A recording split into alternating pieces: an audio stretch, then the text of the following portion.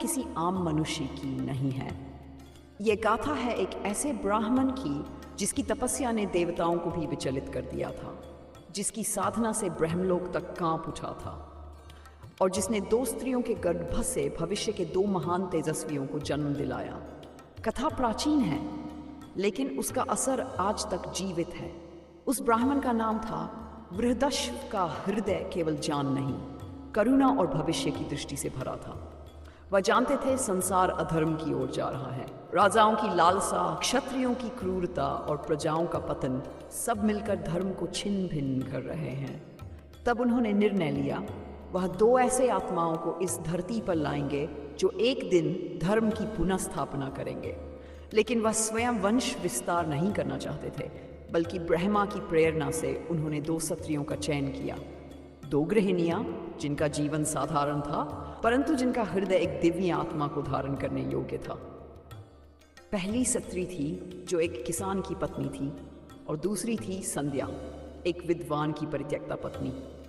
ऋषि बृहदश्व ने तपस्या कर अग्निदेव, वायुदेव और सोमदेव को आह्वान किया। उन्होंने प्रार्थना की कि वे इन स्त्रियों के गर्भ में अपने तेज का अंश स्थापित करें, ताकि जन्म लेने वाली आत्माएं धर्म की रक्षा कर सकें।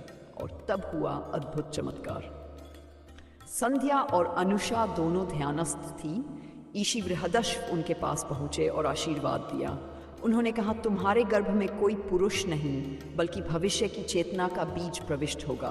तुम्हारा मातृत्व इस युग की दिशा बदल देगा। और उसी रात दोनों स्त्रियां गर्भवती हो गईं, बिना किसी सांसारिक संपर्क के, केवल ईश्वरीय कृपा और ब्रह्मर्षि की शक्ति से। संध्या ने एक पुत्र को जन्म दिया जिसका नाम रखा गया धर्मकेतु। वह बड़ा होकर एक महान तपस्वी बना, जिसके एक वाक्य से ही राजाओं के युद्ध रुक जाते थे। अनुषा ने एक पुत्र को जन्म दिया जिसका नाम था सत्यनायक। उसने राजाओं के बीच जाकर धर्म के ग्रंथ सुनाए, उनके दरबारों को शास्त्रों से भर दिया और पूरे आर्यावर्त में वेदों का प्रचार किया। किंतु कोई नहीं जानता था कि ये दोनों भाई हैं और उनके पीछे एक ही नाम खड़ा है, ऋषि बृहदश्व। जैसे भगवान व्यास ने विभाजन के युग में वेदों को जोड़ा, वैसे ही बृहदश्व ने 2 स्त्रियों के माध्यम से धर्म की अग्नि को फिर से प्रज्वलित किया। यह कथा आज नहीं सुनाई जाती क्योंकि ये रहस्य से भरी है, क्योंकि ये दिखाती है गर्भ केवल शरीर से नहीं था, कभी कभी आत्मा और उद्देश्य से भी होता है।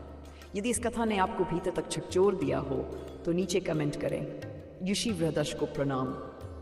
और ऐसी ही गूढ़ और अद्भुत कथाओं के लिए हमारे चैनल वास्तु शक्ति को ज़रूर सब्सक्राइब करें।